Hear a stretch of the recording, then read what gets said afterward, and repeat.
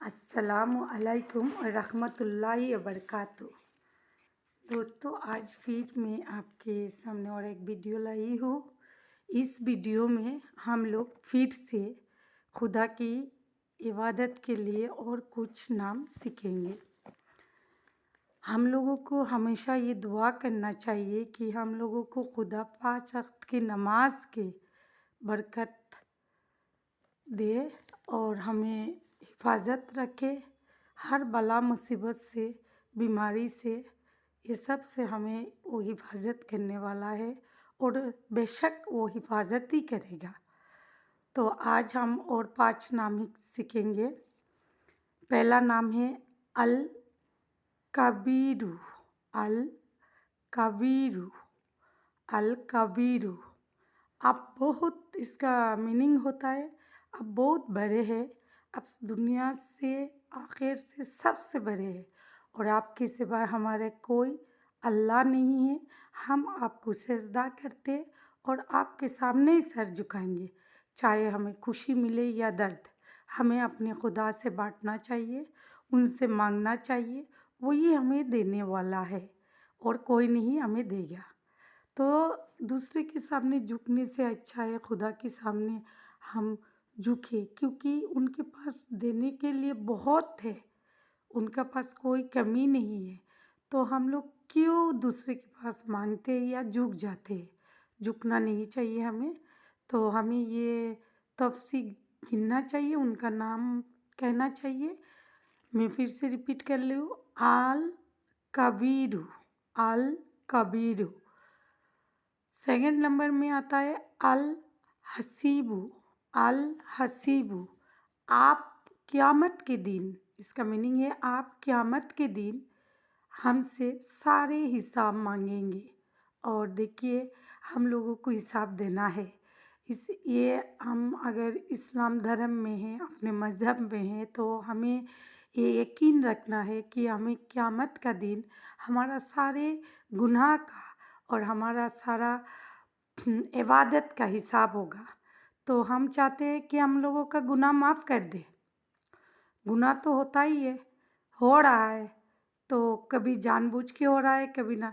तो इसीलिए दोस्तों देखिए, हर दिन हमको एक बार 1 वक्त का नमाज़ पढ़े, 5 वक्त का नमाज़ पढ़े, पढ़ने के बाद तौबा करना ज़रूरी है। उन गुनाहों का तौबा कर ले जो हमने पता नहीं, चलते फिरते ही बहुत गुनाह हो जाता है, जानबूझ के करो या ना करो। फिर भी खुदा कह रहा है हम तेरा सारा गुनाह माफ़ कर देंगे, तू माफ़ी मांग के देख। तो जब हमारा हिसाब होने वाला है, हमें यकीन है, तो हमें गुनाह से बचना है और हमें खुदा से माफ़ी मांगना है। तो हम माफ़ी मांगेंगे और उनको बुलाएंगे, अल हसीबू। अल हसीबू। अल हसीबू। थर्ड नंबर में आता है अल मुजीदु। अल मजीदु। अल मजीदु। खुदा तेरे तारीफ़ का कितना भी करे, उनका तारीफ़ कम नहीं होता है। इनका मीनिंग है आप बहुत बड़े हैं, आप हमारे हिफाजत करने वाले हैं, हमारी हिफाजत कीजिए। और खुदा की सिवा कोई हिफाजत नहीं कर सकता है। और कहते हैं दुख में जो खुदा को याद करके रोता है और यकीन करता है मेरा खुदा सब ठीक कर देगा, वही सच्चा मुसलमान है। और जो दुख के टाइम खुदा को भूल जाता है और ये सोचता है, कुछ लोग सोचते हैं, हर कोई नहीं, कि ये खुदा ने कराया है, उन्होंने ऐसे क्यों किया है, वो क्या। हर चीज़ के पीछे अच्छा ही रहता है। और देखिए, हयात और मौत, इसके बीच में हमको आना, हम दुनिया में आए हैं, जाना तो पड़ेगा ही। तो इसको लेकर जैसे हम लोगों का अंदर में बहुत सारा दुख हो जाता है। कोई मर जाता है तो जाहिर सी बात है हम लोग टूट जाते हैं, लेकिन यकीन मानिए आपको भी जाना है, हमें भी जाना है, सबको एक दिन इधर से जाना है। तो जो जा रहा है और वो अपने खुदा के पास दुआ करने वाला छोड़ के जा रहे हैं, तो उनके लिए ये बहुत ही अच्छा कमाई है। उनके लिए इस दुनिया में रहते हुए ऐसे इंसान बना कर जाइए, ऐसे औलाद बना कर जाइए, ऐसे अपने बना कर जाइए जो आपके मरने की बात आपके लिए दुआ करे। ज़िंदा रहने से तो हर कोई आपको देखेगा तो आपको सलाम देगा, आपको खैरियत पूछेगा, लेकिन मरने की बात जो याद रखता है वही बड़ी बात है। तो हमने 3 सिखाए, अल कबीरु, अल हसीबु, अल मजीदु, अल और चौथा है आशहीदु, आशहीदु, आय आल शाहिदु। मतलब आप सबसे ज़्यादा इल्म के बारे में जानते, आप हमारा हमारे लिए क़यामत का दिन साक्षीदार बनेंगे, क्योंकि वहाँ जाकर आपको झूठ नहीं बोलना है। वह जो भी होगा सब सच निकलेगा। वहाँ झूठ का कोई जगह नहीं, फ़रेब का कोई जगह नहीं, कुछ नहीं। इसीलिए हम दुनिया में जितना दिन है कोशिश करें ये झूठ, ये फरेबी, ये मक्कारी से हम दूर रहे और खुदा से दुआ करें, खुदा कम से कम हमें 5 वक्त का नमाज का औकात बना दे हमें, और हमारा गुनाह को माफ़ कर दे। कम से कम हम जब आपके सामने जाए तो सर को झुका कर नहीं, सर को उठा कर जाए, क्योंकि उन्होंने जो सम्मान हमें दिया है, हमें नबी की उम्मत बना कर उस दुनिया में भेजा है, यही हमारे लिए बहुत बड़ी चीज़ है। तो हम लोगों को ये सब ख्याल रखना है। और 5वां नंबर है, 5 नंबर्स, आल मुजीबु, आल मुजीबु, आल मुजीबु। आप हमारे दुआ कबूल करने वाले हैं। हमें यकीन है आप हमारे, इसका मीनिंग है आप हमारे दुआ कबूल करेंगे।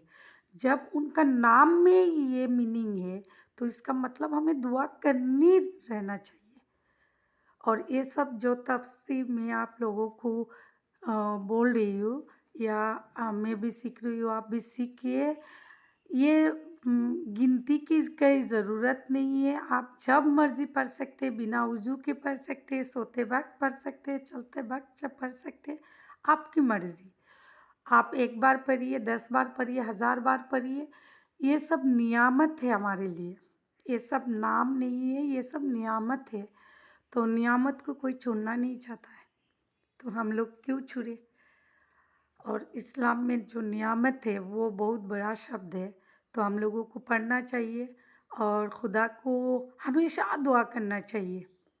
और कहते हैं उंगली में गिन के आप तफ़सीर मारिए तो अच्छा है, क्योंकि वही हमारे साथ कब्र तक जाएगा। अगर तफ़सीर नहीं है, हाथ में नहीं ले सकते, कोई ज़रूरत नहीं है, आप उंगली में गिनिए, वही उंगली क़यामत के दिन खड़ा हो जाएगा आपके लिए।